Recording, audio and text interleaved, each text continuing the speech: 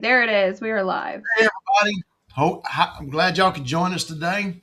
Looking forward to having a great session. Friend of ours, Mr. Bob Layton from Apptega. We're going to be talking about turning cybersecurity frameworks into actionable programs. Now, anybody that has joined any of our securing successes in the past knows we do it a little differently. So I always tell everybody, we got our marketing coordinator, Katie Vitale, here. Uh, she will be actually asking Bob and I questions that we have not seen. You will hear them the first time as we hear them. So you get to look at, you see the reactions that are truly going to be real time. We're confused or, look at each other like, okay, who's going to take that question? But hopefully this is going to be informational for you. And if you got questions, hit us up, let us know. We'll be happy to address them as we're going along. And Miss Katie will keep us in line. Well, maybe in line, I'll but we'll try my very best. Bob, appreciate you. Why don't you do a little introduction for yourself? Yeah, no, thank you, Wayne. My name's Bob Layton, and I'm Chief Revenue Officer here at Apptega. I've been in the industry for longer than I'd like to say, but I've been a part owner in a couple of different businesses that deliver services to the industry, managed services. I've also been in a number of companies that are in the early stages of software and also in cybersecurity broadly. So this is going to be a fun conversation. I look forward to engaging you, Wayne, with some questions too, because I think we can make Oh, this a really good exchange. see, Very I just nice. learned something. I wasn't expecting this. He's hit me with a surprise already. Okay, I see how this is going to go, Bob. All right. Yeah, there we Well, go. let's go ahead and let's get in this. Katie, hit us up. Okay, so first one, we hear a lot about certain frameworks like NIST, CIS, FFIEC. But from y'all's experience, why do they feel or can feel overwhelming for organizations to actually start to implement? Hmm. Great question. We deal with a lot of regulated environments like banking that's been doing this for years. They understand it. They deal with it all the time. But as we're seeing today, because of things like safe harbor laws that's being passed in several states, various different things is changing from the federal down to state to industry because of all the cybersecurity compliance, which is all about risk management, is really being driven down, even all the way down to a sole proprietor these days.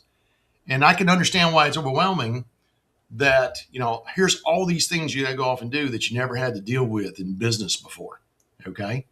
But it's now becoming not only requirements from the FTC, IRS, various different things, it's something that actually can help actually set your business apart. And a lot of people don't think about it. And the overwhelming part of it is there's a lot of information. It takes a lot of things. It's not what you normally do. There's between looking at writing all your policies. Do you have the right policies? Does it match up to your SOPs, standard operating procedures? Does it match up to your industry, what you're required to go off and do? It can be overwhelming. And that's the reason why we do what we do is we understand that across states, governments, industries, to help that and be that extension for you. But it also is understanding how do you maintain it. That's really even the banking environment. And Bob, you can attest this. Even the banking environments that's highly regulated, been doing this for years. They had this gap where they do it once a year, get it out of the way, impedes business, and then they go on about to do it. And they got to redo it every year. And that's where we're approaching it different and partnering with Apptega is where we maintain it real time, ongoing. So now it doesn't become a burden. We educate. It's all about that education. But really, why do they feel it's overburdened? Because it's something they didn't have to do, and Mhm. it's a lot of information. But if it's done, you can use that as a competitive edge against your competitors. Yeah, and what I'd add on to that, Wayne, is it seems like in life nothing is really ever described with an acronym that you really want to go tangle with, right? Like IRS or NIST or Yeah, yeah, CIS. yeah. But I think that the thing that strikes me, and I'm not a practitioner of actually going in and crafting the plans and assessing and remediating, but when I look at it from my angle of owning and leading a platform to make it easier, the thing that strikes me is it's so opaque because it says do this, but it doesn't actually prescribe exactly what you have to do because there's so much to that that's kind of tailored for every environment. So, kind of a question back to you, Wayne, when you step into a client's environment, how do you actually work out what do we prioritize? How deep do we have to go on this? Do we just simply have to meet some of these requirements, or do we have to do this and it's going to take 3 years? Well, that's the great one, great question. Um, our approach is what we took a little differently is before we even get into an environment, we really pay attention about what is their business, what industry they in, who are their client base, because that's a lot of the areas where people get bit was it's not just about the business themselves and where they are, it's who they do business with because you inherit liability risk based on who you do business with. Vendor supply chain is a big issue, right? So we look at it from first, what's their business? What impacts them? We look at cybersecurity insurance. What brings into that? What state are they in? Because each state has their own different things. Then we look at their maturity. We talk with them and find out where are they? What have they done? How much documentation? Because risk mitigation and compliance, a huge component of it is documentation. Yeah. And does that documentation match up to what you're doing? And then are you monitoring that, managing that, and adjusting to it? Are you educating your users? So we really dive down into what do they do? What have they got? And then when we set it up for a customer, we like to, maintain their ROI. And that's the hard part because that's not tools figuring that out. That's people that understand how to do risk management and compliance. And that's what we've strived on is putting a team together that understands it, lives it, been doing it. So each customer, even in the same round, you take two CPAs. One CPA we may get in and it may take us, 6 months to get them to a state where we're monitoring and maintain it, where another may take 3 months, another one may take longer based on how much they already have, what I call their maturity. Because anyone that's doing compliance understands it's not a destination, it's a journey. It never ends. You got to be maintaining all the time because stuff changes. So we really look at where the client's at and what they need.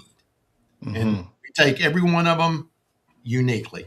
It's not cookie cutter because as soon as you do that, someone's going to leave something open and it's going to bite somebody. Yeah, the compliance frameworks may be rigid, but each client's very unique. Right. And it's something like there's some things that's inside of one of the things we talk about is in the framework, there may be something in the framework that is there, but based on how you do business and what you do, it might not apply to you. But you still got to document that. You got to document the my mind's just went blank. Do a risk register on it. Why it just doesn't apply to you, document it and have that and maintain it. So if you ever get, when your auditor comes in or you ever get an auditor or something happens and looks at it, you've got that documented. If you don't document it, say, oh, that don't apply to me. You didn't prove that it doesn't apply to you. So now you must do it. That I see that as things that get overlooked very easily. The thing that strikes me most about what we're talking about right now is cybersecurity has always been thought of in terms of like products and technology. And you and I are now throwing out words around risk, right? And so I think it's this evolution of how we look at it. The other thing is, there's an old sports analogy that it takes 10,000 hours to become an expert at something. It could be golf, it could be baseball, it could be anything, right? How many hours does it take to be an expert at operating a business as sophisticated as a bank or, a CPA or a law firm? I don't know what the answer is, but I can tell you this. There's no corporate training out there that shows you how to operate a business. You have to just kind of learn it, right? And so when you go into some of these environments, are you encountering varying degrees of operational maturity, or do you feel like everyone's kind of at a minimum baseline, or what have you learned there? Oh, it's all over the map. It's all over the map. When you get into a regulated environment that's been used to doing it and it's required, they can't do business unless they do it because they do get audited on an annual basis moving forward. they're more mature. Now we even find those that's been doing that, they're not all the same. Some's got it down. Some of them is not as mature as others, and they have holes and have to go do it. So even in environments where they know they have to do it, they still run into issues. So we don't take, it doesn't matter who it is. We evaluate each one's maturity, where they're at, because it's always varying, always. So that, man, boy, I like that. That really rolled around. So set us up again, Miss Katie, because that led into a great conversation. Okay. So is there a specific point in the process where momentum tends to break down? So, for example, like risk assessments, documentation, or remediation? Great. That was the whole purpose of us doing what we're doing and building in what we call our compliance ready program, is because traditionally when it gets done is there may be one person responsible for compliance and doing it, but they don't have a team to go do it. So what do? They go beg, borrow, steal resources to go help them get ready and go do that. Well, where's the place they typically go and go get them? From the IT. It happens all the time. And what happens is that team, when they go off and do this, they got to stop doing their job.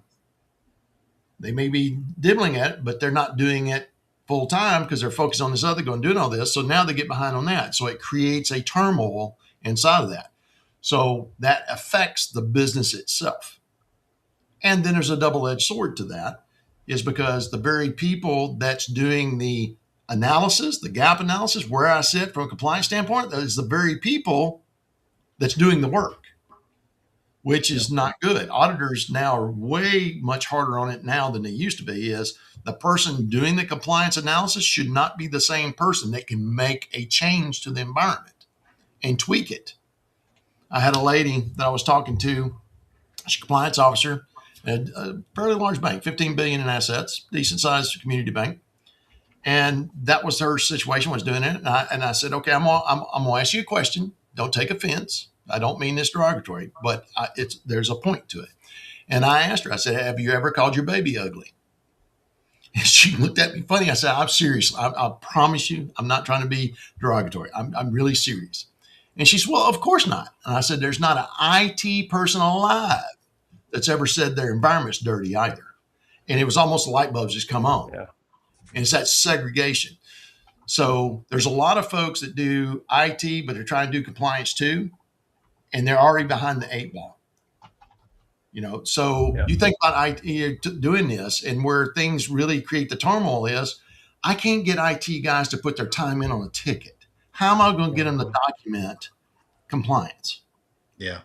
It's a different breed of people to do that. And that's what creates a lot of frustration for folks, is because they're trying to use people to do compliance. That doesn't match up to how they work and what they do. Yeah. So that's a big focus we do, is about education in this, and what we do as a program. The people we're doing the compliance, that's what they do, period. Yeah. They can't even install their own tools. We don't allow it. So you really, what brings everybody down is having the right type of people doing the right type of job. Yeah, well said. It's interesting, in my role here, we build software platforms that make this process more easy to manage. Mm-hmm. And one of the things that I really latched onto that you talked about was all the different people that are involved in this process, because you really kind of play orchestrator when you go into an environment, Wayne, because legal is involved. And some banks, they have in-house counsel. Sometimes it's outside counsel, right? That's just kind of contract. And then you can walk into every single, I'm going to stick with banking here as an example. They all have FiServ. They all have a firewall from this particular manufacturer. They all have a phone system. They all have a contact center software package from this. They all have all these different things. But because they have all those things, those are just tools. They don't have an operational model that's actually set up. So do you have any stories, like how do you actually show proof of progress when you get into an environment? You go through the rote repetitive things, we're going to assess, we're going to meet, we're going to show you where you are, we're going to build a baseline, we're going to build a risk register. But how do you communicate that progress over time? Do people have a realistic expectation of what it's going to be for a process? Well, that was the very thing that when I first got involved in this and looking at it 4 years ago, when I had a bank come to me and say, this is the problem we have. We have this point in time thing, and every year we're behind the 8 ball, it seems like. And then if we go fix it, we don't have a way to validate, did we do it right? And does it meet what we need? Yeah. And in compliance, there's this thing called a POAM, Plan of Action and Milestone. And that's really to document what needs to be addressed and go work on and get resolved, right? Mm-hmm. And what we found was, if we could actually have you we get you where you're doing, you're always going to be working on something, improving something. But if I could also see when something that is good go out of compliance, how do I see where my risk level has moved up due to some issue that I can go proactively resolve it and get back in compliance? That was our whole premise to what we built from what we call compliance ready. Is at any point we have you in a ready state. We know exactly where you are, what needs to be worked on, what doesn't need to be worked on based on the current state. Because what we're seeing now is where people would take your annual report, whether you're good or not. Now they want to know how are you today, because a lot can change in a day, much less a year, right? So that's where we built our program to where our analysts can show, and we can even share we got the dashboards, but also reporting we do that shows current state. What's our risk levels? What's out of compliance is being worked on? Tickets being generated to the IT from a compliance standpoint. Hey, this is out of compliance. Here's the issue. But we also provide, here's the recommended fixes. So not only are we telling them, hey, this is out of play, but here's how you go fix it. And when they do it, we rescan and validate we're back in compliance. That's what we call compliance ready. And not everybody had that. They had vulnerability scanning. Yeah. But that doesn't tell me where I sit within the framework of compliance. Am I compliant or not? So that's what we focused on. It took us about a year to build it, but that's what we're doing to deploy now. So we can tell you where you're at. And that's really the differentiator. Using the GRC, the platform that we use, as well as tools that we feed into it, that's good, but it's the people around it make sure that engine runs. Just like you do with security. Yeah. You don't just put the tools and ignore it. You got to have cyber analysts looking at, security analysts looking at, make sure where am I at. Same thing with the compliance. That's what we took that SOC model and turned it into a compliance model. And it's dynamic, Wayne, right? Because when you think about it, I think some people enter into this whole journey with the wrong expectations, right? Because they think, again, back in terms of technology, oh, I just need someone to update my firewall ACL rules. I need someone to go and do a software update. I need someone to just simply say that we have a plan written down in a drawer. But it's more dynamic than that. It's not about preparing for something, checking the box, and then going away and saying, 24 months later, it's time to get them back in here. Let's get them to come in for a week and we'll do it all over again. It's an operating model, right? That you're implementing. Yeah. That's exactly right. Yeah. Great. Next. Okay. Great question, by the way. Okay. So kind of backtrack, kind of not, but because you mentioned staying in a state of ready. So what's at stake for a business that treats cybersecurity frameworks as a one-time checklist instead of an ongoing program? Yeah. Well, just like what you're coming in is, there's things, the technical side of it, you got things that's monitoring there. You can see when a firewall updates need to come on. You can do, patch management. You can do all the things which are part of that. But the part that you're not looking at is those policies. You're not looking at the vendors and what they have. Your vendors, do you have someone proactively going out there and asking them what their security posture is and what they're doing and applying that to what meets up in your policies? Are we meeting our policy state on the maturity model of vulnerability scanning and remediation? Am I staying in tune with what the policies I set with my company? Who's monitoring that? Most likely nobody. Because typically they don't. You write the policy, set them on the shelf, and they collect dust until you come out. You're relying on your standard operating procedures. That's the area we find the biggest issue is what I'm doing from an SOP standpoint, what I do every day, how I do it every day, and all that is not matching what I said I'm going to do in policies. And that's where the auditors just rake you over the coals is because, wait a minute, This is the policy you set for your business, but you're not following it. Why? Yep. Right? So you take what you do at a technical side and bring that all the way up to the business level. That's what compliance is doing. It's taking from here where I stop my operating procedures, how does that match up, how I've set my business goals, my policies for my business, my employee handbook, all these pieces, and am I matching those up and maintain it? When something falls out, how do I know I need to go address it? How Yep. I'm doing the reports to the board on where we're at. Is that a standard set of reports and laying that out so they can see the state of where you're at? Because now boards are being asked that.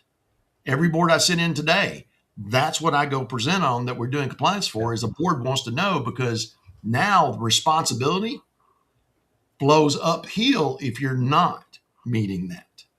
So that's where we see it and the reason why we did what we did. Well, you just opened up a can of worms there because when you think about when you think about I'll call them the audience, right? If you think about the audience inside of really any business, whether they be under FFIEC or NIST or CI, whatever framework they're following, the audience, you have to be able to communicate at the right altitude to your audience on not only what is the proof of value or what you're delivering to them, but also what's that proof of progress. And I feel like some people miss that because you can't communicate to all stakeholders in the organization at the same altitude, I guess is the way I would say it. One of the smartest women that I've met in business, she said something one time and I wrote it down, and it was, you have to stay ready so that you don't have to get ready. That's And I right. think that's really brilliant when you think about what we're doing here, because it's not, hey, we have an audit coming up. This is not like a financial audit where you go and you check your debits and your credits and make sure you followed all the procedures of whatever it is. Gap analysis. You're actually talking about staying ready at all times, right? And so Yeah, and it's a different approach to doing compliance and risk management. sure. Um, bring that piece in, and you got people looking at policies. Am I staying in line with the policies? Right. Being able to tweak those policies. Business change, so does policies. That's right. That's right. Yeah. No, this is a good conversation because I don't know if anyone listening today is trying to get educated and they don't understand how to begin a plan, or they've done a plan before and they didn't really execute on it exactly how they needed to. And now they're having to unearth documentation that's maybe a year old and they haven't touched it. And now they have to pick back up. Have you had to pick up anybody else's work and carry it forward? Oh, yes. Yeah. We had this one deal that we did, and we got involved. They had somebody in there doing their policies for them. And they had generated, this is like a 35-person business. Mm-hmm. And they had 187 policies. I'm like, for what? 187 policies. One, how you maintain that. Two, what are all those policies? Well, they generate a policy for each control. And I'm like, no, that's not how you do it. And go and look at that and really bring it back down. What we find is some people get in and they don't understand how these things relate and do that. Mm-hmm. Others that got in, they had nothing. Mm-hmm. The ones that have nothing, usually the ones that are easier to do, to be honest with you, because the ones that have policies, they think, okay, if you got to tweak them, that's going to change everything I'm doing. And you have to educate them why this is a better way of doing it and the way that an auditor would come and look at it and perceive it. So while I had some I've come in, they had great policies. They had some that need to be updated. Some of them need to be tweaked a little bit. They took templates, changed the templates with names, and they had to do it. Those are the ones that probably the ones I would say are the most difficult, is because I got policies. I changed. Well, why do I need to do this? Because, I took this and do it. Auditors will come in. Those are typically the ones where the policy does not match the SOPs, the standard operating procedures. I almost guarantee they don't. Yeah. But you got to educate them why they need to go through this exercise again to go do it. So we've had every realm and different situations. Even the one that had 187 policies, they were easy to deal with because they understood. And as we educated them and started going, okay, this was overkill. This creates more problems than it solves, because if I got a policy for every little thing, now an auditor is going to look at every one of those controls. Yeah. And one, the auditor don't want to do that, but an auditor always says, whatever information you give me, I have to ask questions about. Yeah. So you got to be smart about what you're doing and make sure it covers you. You're doing what you need to do, but also don't do something you don't need to do. Right. That's just as important. Good point. Okay. All right. So, you kind of touched on it. You tend to do this and you steal questions. So thank you. But from your experience, what are auditors and examiners really looking for beyond just the completed checklist? Okay. Very good. I'd probably say the most important thing is an auditor comes in is, one, are you following what you say you're going to do? We talked about the policies, and my policy match up with standard operating procedures. That's a given. What would go in there. But probably most important is if the previous audit, you had an audit and you come out with things that need to be fixed. That goes back to that term POAM, plan of action and milestone. You made a plan, because when something's not right, I've talked to some folks that says, well, if something's broke, I got to go fix it right then. Well, you might not be able to go do a budget for a $100,000 firewall for the business if you're, depending on the size you are, or budget for do certain things. All right. And auditors understand that. But how am I going to, one, mitigate that risk as much as I can, at the same time put a budget and a milestone plan out to get that implemented and fixed over a period of time, right? That right there is where usually if you've had a plan of action milestone, that's the first thing auditors want to know. Where are you at on that plan? Are you performing on it? If you're performing on it and you're doing the things you said you're going to do and you're making those progress based on the milestones of what you're doing, typically the auditors then are going to view the rest of it a little bit differently, more leniently, as I would say, than if you're not doing it. If you're off, you haven't done anything on it, now they're going to dig. So Wayne, question, have you ever met a client and they've engaged you because they thought they were ready, had the auditor show up and the auditor said, you are nowhere near prepared. You've got to go back and I don't even know where to guide you. I mean, like, is that a real conversation? One of our customers we got involved with, and they had another IT company, and it was bad. And we got involved because they were about to lose their contract with one of their primary vendors, customers, because they were so out of like, they thought things were being done good, but they weren't. So yes, some people, when I always look at it as, two heads are better than one, and it's just human nature. You can sit and you can work on stuff. You can look at, just like, think about a single document you've got. You've read it, you wrote it, you read it multiple times, but then you give it to somebody else and go, okay, this word's misspelled. You got a period wrong here. And they start finding the things that you just couldn't see. Your mind had, just looking past it. Yeah. Okay. And that's typically what happens. People think, hey, I did this, I've got it, but they're so embroiled with what they're doing, they can't see the forest because of the trees. And bringing that other people in here that look at it from that way, they're here to help you, not bring you down. Our job is to make sure you can pass that audit. That's our goal, is to always keep you ready for it. That's what we do. We're going to see the things that you're not seeing because we're not burdened by you running your business and other things that's going on. We can see the forest. And then we start coming down and see which trees need to be trimmed, what you need to go off and do, and things of that nature. And that's just human nature. That's the way it works with anything. That's always a great illustration, forest for the trees. Because when you come back to operational maturity, right, a lot of people think, okay, well, I've got my EIN number, I've got a tax certificate, I can go and operate in this state, I've hung my shingle out, I've got office space, I've hired employees. Let's go do it, right? There's so much more to this topic, right, than just tick the box with buying all the part pieces. Yeah, agree. Yeah. Okay, so I have a question from someone watching, from Darren. Great. Darren Pauls, our friend. Hey, Darren.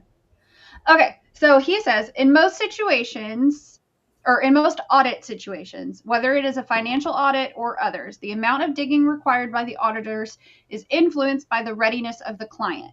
Meaning, if you are audited and you show a lack of preparedness and a lack of oh Lord, Darren, contemporary. It's some form of the word of contemporary documentation.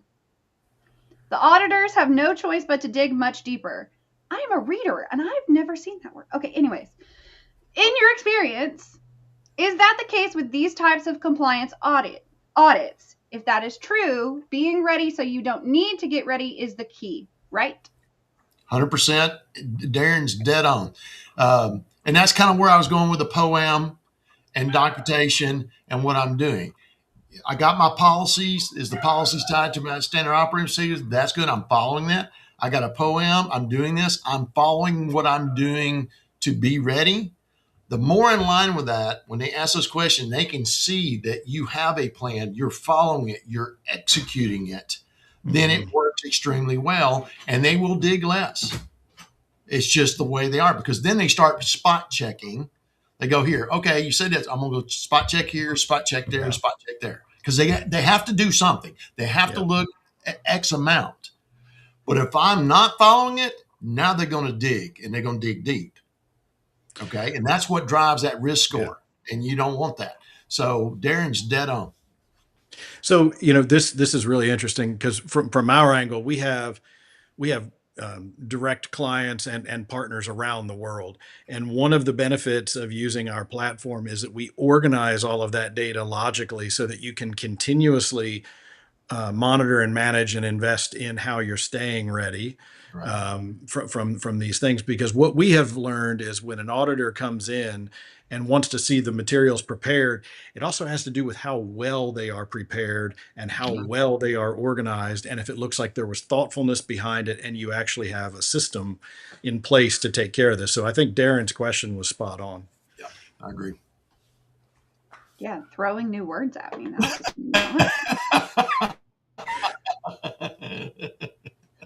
have never seen that. Hey, learn. The reason why I do this, I get to learn something every day. So you learn something today. Okay. I thought I read a lot. I'm very well read. Okay, I'm very well read. Never seen that word. Thanks, Darren. So what's the next one? Okay, so what's one mistake organizations make that raises red flags during an audit? Well, I can tell you one of the things, one of my clients' experiences, don't divulge more than you're asked. Answer only what you're asked in an audit, no more, no less. Because whatever you share, they have to ask about. Okay? And I see that happen a lot when people that don't understand how compliance work, how audit works and they get in a room with the auditor, and human nature says, someone asks you, well, how are you doing this? Or what do you do to do this? And then you say, this is what I do and this is why. And you start going down a dissertation of why. They don't want to know that, because anything you say in there, they have to ask about and dig deeper into it. What they want to know is, does that match up to your policy, standard operating procedure? Are you doing it? If you answer it the way it's written, that's what they want to know. Okay. And then they spot check to validate outcome matches up to what you're saying. If you're doing that, that helps you. But a lot of people will get into that situation because they don't understand how to sit and answer those questions. It's just like analogy is someone gets breached from a security standpoint, and you got to call the insurance company and report that breach. Well, be careful, because the very person you're reporting to is what's called a breach coach. Well, guess who the breach coach is? That's the insurance company's lawyer. You got to make sure how you divulge information and how you don't go into a dissertation about things that opens up you to other things that you don't need to. That's probably the biggest thing I run into. So Wayne, when someone's in this scenario, one of your clients, do you actually attend the audit meetings with them, and do they typically have counsel there with them as well? I mean, what does that interaction look like? Well, it depends on, typically in your compliance, you don't have necessarily legal involved in that. You don't have to. That's not necessarily there. Now, there's some, depending on what the role of the legal is, if they're doing other roles inside the business, that might happen. But typically, what we do as part of our service, when you like our service, when you get it, you basically have a virtual compliance officer. So when the auditors come in, our person that runs that will actually sit with them and answer those questions on behalf of the client. If you already have a compliance officer, our person will actually support them, educate them, drive them. If they want us there, we'll be there. If they want to do it themselves, fine. But we provide that because to us, that's important to support that effort. And that's just included in our program. We don't charge extra for it because to me, that's a necessary requirement of what you can do. So we do that and we make sure we're available in doing that. And that's worked out quite well for us. We see a lot of our partners have specialties, right? They know particular markets, verticals, businesses, et cetera. How has that served you? Because, when you go out and you meet new clients, are they typically in the same vertical, in the same markets?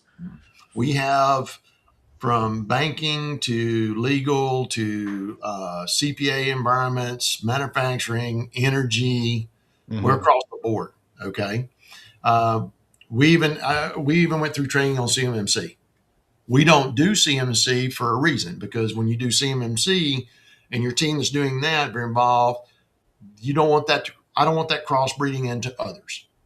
So we focus on the things out there. We've done SOC 2, we do NIST, CIS, PCI, HIPAA, you name it, Fedline, you name it, we do it.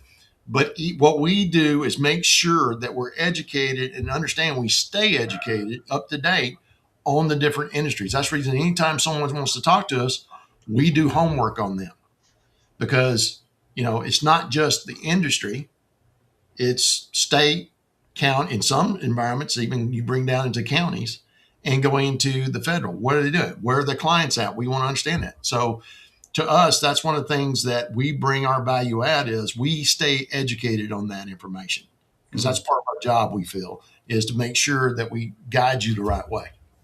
Yeah. Okay. How important is it to have documented evidence versus just having controls in place? Oh, it's extremely. That's what compliance is about. You can say, I'm going to do this, but how do you prove it? With evidence. As part of what we talked about in being compliance ready all the time, the only way I can do that, anyone do that, if something's out of compliance, what do you do to go get it fixed? That they went and fixed it, they did it. Here's the evidence I did it. Now we validate it. Yeah, it fixed. Now you have a history of what needed to be done and the evidence of what you did, because the biggest area we find a lot of people struggle with is change management, bar none. 9 times out of 10, the folks we go into, they don't even have a change management process. So we'll educate them on how we do change management, because we have change management in our own environment and been doing that for years. That's where you come into it. So you got to track those changes and validate you're doing it. POAM, take that example. You got the POAM, the milestone. How do I prove I did it? With the evidence. So evidence is crucial. That's what the GRC tool is for, is to add that evidence in against the actual risk issue, and prove that you solved it. Now it's in compliance. How did that come in compliance? Here's the evidence. So when we go into our service going in with a customer, when an auditor comes in, we actually give them read-only access into our platform, so they can review all the evidence online instead of printing out huge documents. Right. We give them that access and show them and be able to prove it. And here's we are there now, whenever. What point in time do you want to look at? We can show them. And all those pieces of evidence or artifacts are mapped back to the controls, which are all scored up with the risk. And it's what sets your whole set of priorities and what sequence you're going to go through in order. 100%. Yeah. Okay. All right. What separates organizations that successfully maintain compliance from those that constantly feel behind? Say that one more time now.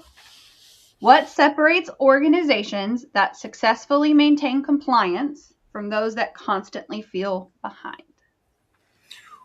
I'd first say those that are ready and they know they're ready, they're not focused on what they're not doing. They're focused on doing business and being successful in business. The ones that are worried about what I haven't done, they're distracted. They're not focusing on what makes them successful in selling, bringing on new clients, expanding their business, things like that, because they're worried about where am I exposed? Okay. And I would say that's the number one differentiator between the two. Yeah, one thing I would share is we have partners and clients that a lot of times will engage us because they have a large contract that they've been awarded, or they're pursuing business in a particular area, and it's going to require some things behind them as far as compliance.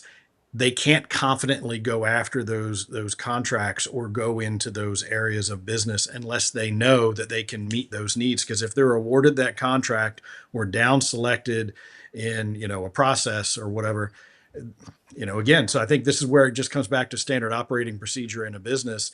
It can actually stifle growth if you don't know exactly what your posture is and what risks are accounted for and what risks could present themselves. So it's really, and this is why cybersecurity, and we have so many different acronyms and words, and it's like word salad all the time, right? But this is why people say cybersecurity is a board level topic, right? Because your executive team and your board have to understand what's our posture, what will hold us back, what will stifle growth, and then how do we actually, stay ready so we don't have to get ready. And one of the things I want to make sure they're clear for everybody, and I don't know where Bob's going with the cybersecurity, but keep in mind, cybersecurity, compliance, they are not one and the same at all.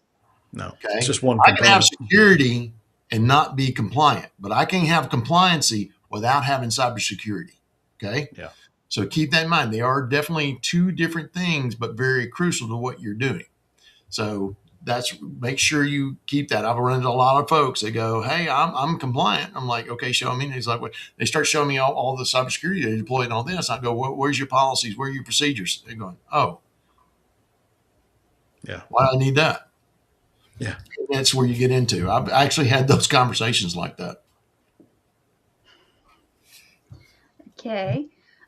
So how do you build a cybersecurity program that can adapt as regulations and threats evolve? Cybersecurity program or compliance program or both? You could do both. Okay. Well, cybersecurity program, one of the things is one, you can deploy tools and things of that nature. That's easy enough to do. I would go in there. But what I would say is, and how you're relating that is, does all those tools, let's take it even to a simple framework, cybersecurity insurance. Everybody should be able to do this. Everybody should be doing this. It'll save you money on cybersecurity insurance. Am I deploying all of the tool sets, but also am I deploying the process and procedures to manage it and proactively monitor it and do the fixes and things of that nature? And does that support what my policies and my goals are for the business? Okay. If I'm doing that, then I have a good framework. I got a good posture to set to build the compliance off of. Okay. But if I don't, I got a lot of people, "Hey, I got antivirus installed. I'm good." Okay. No, because now cybersecurity insurance requires you to have a SIM. Okay. And that right there, monitoring for alerts and stuff coming in your firewalls and your switches and all that, looking for people trying to hack in the network. Versus it's, having MDR, EDR, but that's continuously monitored. If you got your antivirus, who's monitoring that across all your systems? If you don't have somebody doing that, looking for it, then you're not meeting the basic requirements of cybersecurity insurance. So just putting tools in place doesn't necessarily mean you got a good cybersecurity posture. Okay, you got to look at what you're trying to meet to determine if your posture is good. So before we move on into compliance, that was cybersecurity, but you mentioned cybersecurity insurance. I wanted to make a comment there. So what we have seen in the market is the actuarial science. That's a big word, right? The actuarial science of how they risk rate policies and write them, and then it goes to the process of bind, right, which is when they do underwriting. it's really immature when it comes to this area, right? Because if you think about insurance, they look at risk through some very black, white shades of gray. You Mhm. know, it's like, are you between the ages of 45 and 60? Do you smoke? Or are you overweight? Do you have this as a family history? It's kind of that. It's a risk rating based on a a community rating, it's referred to, right? And what we're seeing evolve here is an experience rating, which is based on where you can actually prove that your risk is lower and easier for them to underwrite and easier for them to actually look at what they have to hold in reserves because of the risk that they're taking on, right? So if you're a manufacturer, let's say you make pipe fittings and you're in Houston, Texas or something like that, and you have, 1,800 employees, you are already starting to slot into different profiles. You have these types of things on the manufacturing floor, you have shipping traffic, you have loading docks, you have these things. All these things represent risk. But when you think about cyber insurance, it's all about, how do you operate your business? How have you removed risk? Can you prove it? Because you can prove that someone hasn't gotten hurt on the job in 365 days. How do you prove that you haven't had anything that was a breach, or anything where data was compromised? Or if you're a hospital, you haven't had any privacy information leaked? You've got to document that. And if you can, that's where a lot of these underwriters will actually work with you and give you significant discounts off of an average policy. Absolutely. Work with several of them. That's exactly what you stated there is exactly right. Because it's, they look at it from a cyber insurance standpoint, they look at your revenue. That's one of That's the right. things. How much revenue is at risk? Yeah. They start there, but then they drive down. Okay, what are you doing to protect that revenue? How are you reducing the risk of that revenue going away? And that's when they start getting it. I mean, simple things is one of the first things. A buddy of mine goes that does insurance. He goes, are they doing security awareness training? Are they also doing the phishing testing to validate they learned something? Okay. Simple things that even today, the simplest thing to go do, people are not doing. Yeah. So they look at it. More of those things you have in place, the amount of money you can save on your policy offsets a lot of that cost. I've seen people offset a lot of cost on getting the tools deployed by what they're saving on the actual insurance, and that allows them to actually then be better. Also, there's the other gain to it. If I got a great cybersecurity posture that ties into things, that gives you a competitive edge, because now if I'm doing compliance for one of our clients, we're going to figure out who all their vendors are they're doing business with, and we're going to send them an actual questionnaire, just kind of like the cybersecurity insurance questionnaire. What are you doing for these things? Are you doing these things? And if you're not, you're going up in the risk count to the client. So then we're sitting there going, this vendor is a high risk vendor for this reason. Is there somebody else you can do business with that can provide you the same thing? Because they've got to reduce risk. That's part of our requirement. That's something that we have to do to help that client reduce their risk. So if if you're not reducing your risk, it could cost you business with someone else. So it also can gain you business from others. So there's a more than just protecting yourself. It can help you compete for business. Yeah, we have a lot of partners and clients that utilize our platform because you're able to continuously monitor and keep on top of exactly where your posture is. And a lot of the insurance underwriters look for that type of thing in lieu of, oh, you have some spreadsheets on a shared drive that haven't been looked at in 6 months, and you have some other stuff out on SharePoint. That's not the same as having it in a platform where you can drive, immediate reporting on demand, what's going on, what do we need to focus on? So good points. Okay. Darren has another question. Okay. Oh, Darren, is he going to give you another big word? No, I already checked it, so I'm good. And he apologized. He said it's an IRS term. So see, there you go. Cool. Yeah. What are the top misconceptions, mistakes, or false assumptions about compliance?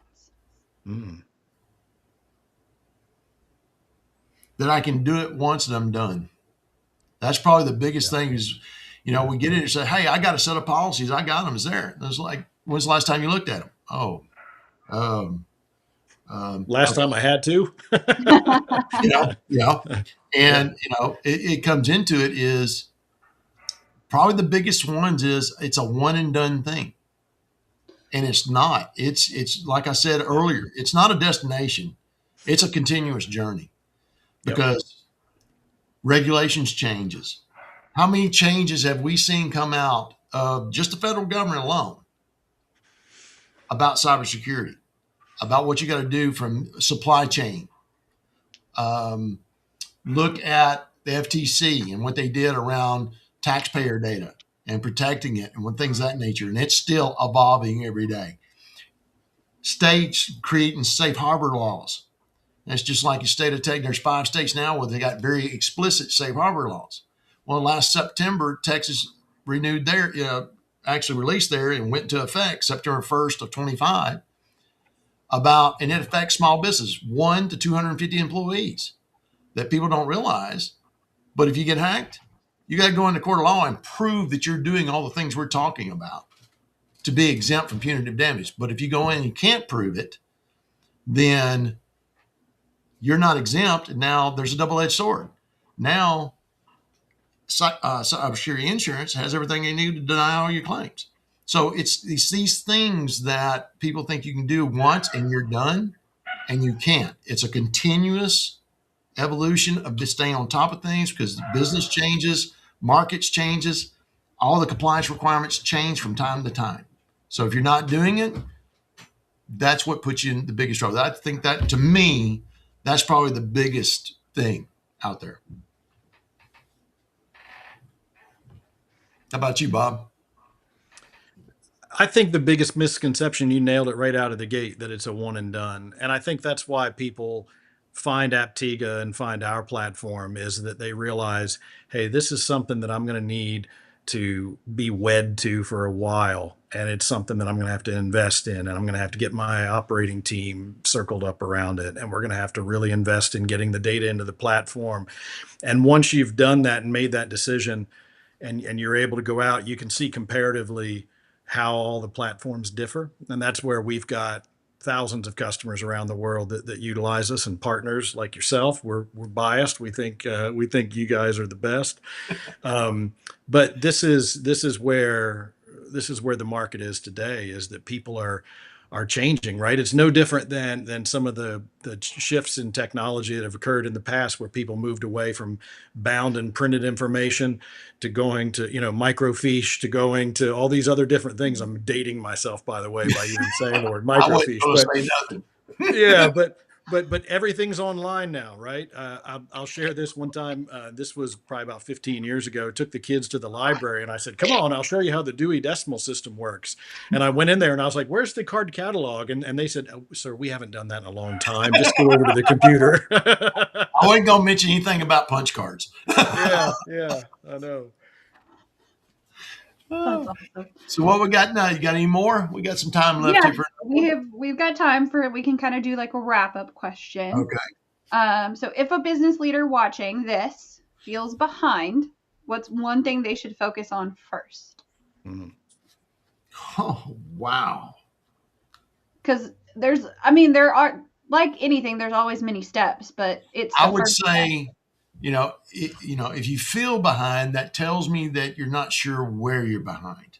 You don't know where to go look and do this. So what I would say, and it's kind of self-serving what I would say, but it's true, is you need to get someone else to take a look at what you're doing. Get an assessment. Assess where you're at and see where you're at, because you might think you're behind in an area where you're not. You actually may be in a higher area you have no idea that you're behind in. Mm-hmm. But having someone, I go back to that analogy. After you stare at a document for so long, you don't see your own, right in front of you, the forest with the trees, right? Get a third party to take a look at it. Do a simple assessment and understand, okay, here's what we see and why. Does this make sense? And then you can make a determination whether you can go off and do it yourself, or if you get help from that third party to help you go do that. But I would say, get an assessment. You feel that way and you're not sure and you can't put your finger on it, get that third party, look at it, and see what you see, because that's going to be an unbiased look at it and not going to have the blinders on that you might have. Yeah, and let me tag onto that a little bit. And an assessment is a professional giving you their opinion and actually sharing the knowledge that they have accumulated over many years. An assessment is not answering questionnaires and going through and saying yes, no, maybe, not applicable. That's not an assessment. An assessment is getting a professional to come in and help you set your compass on how hard this journey is going to be. And for some, you may have a quite an easy time of it. You just need to kind of tidy up some things, make sure your policies are in play and you've got your documentation there. And it could be a very easy lift. For others, it could be, this is going to be one of our, if you follow the Rockefeller habits of business management, this is going to be one of our big rocks, right? This is going to be one of the things that we anchor to this year as a management team. And if you have your management team set on a course where you study some different things, set priorities together, this is going to be one of them. And that assessment is just the beginning document of where you're going to go. 100% agree. Well, I appreciate you getting on, Bob. This has been fun. We'll do this more often. We have to have another session and do it. And for those out there that's contemplating where you're at, or you have that feeling that, something might not be right, but I'm not sure, give us a call. We'd be glad to help you.